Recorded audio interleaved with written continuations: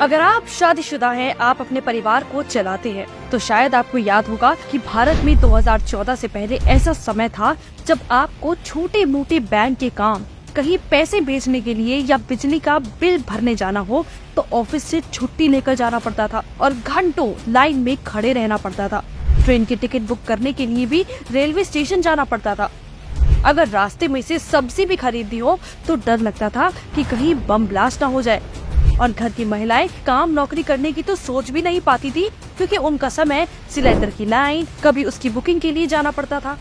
लेकिन आज बैंक से जुड़े बड़े से बड़े काम फोन की एक क्लिक से हो जाते हैं। लोग बिजली ऑफिस जाकर बिल भरना तो भूल ही चुके हैं, क्योंकि फोन से चंद सेकंड में बिल भर दिया जाता है।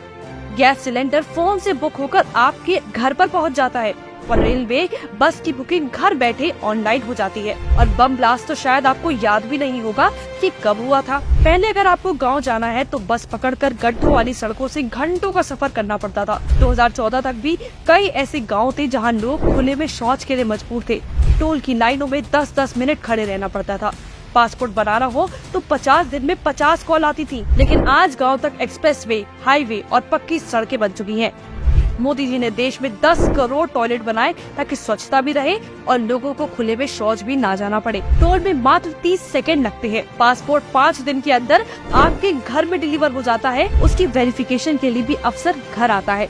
2014 से पहले अगर आप 2 लाख कमाते थे तो टैक्स भरना पड़ता था। इनकम टैक्स रिफंड के लिए भी 90 दिन इंतजार करना पड़ता था। कांग्रेस के समय में गोरों के बनाए बेतुके कानून भी चल रहे थे। प्रशासन से लेकर कानूनी कार्रवाई को लंबा और उलझा कर रखा हुआ था। भारत की छवि ऐसी थी कि आपको बताने में भी शर्म आती थी कि आप भारतीय हैं। लेकिन मोदी राज में अगर आप 7 लाख कमाते हैं तभी सिर्फ आपको टैक्स भरना होता है। वहीं इनकम टैक्स का रिफंड सिर्फ 10 दिन के अंदर आपके अकाउंट में पहुंच जाता है।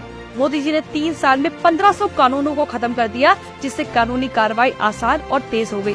आज हर एक भारतीय गर्व से खुद को भारतीय कहता है और दुनिया उसका सम्मान करती है। भारत को ये दिन देखने के लिए 70 साल इंतजार करना पड़ा है। इसलिए अगर आप चाहते हैं कि देश वापस कांग्रेस के खोदे गड्ढे में ना गिरे तो अपना कीमती वोट उसे बिल्कुल ना दे।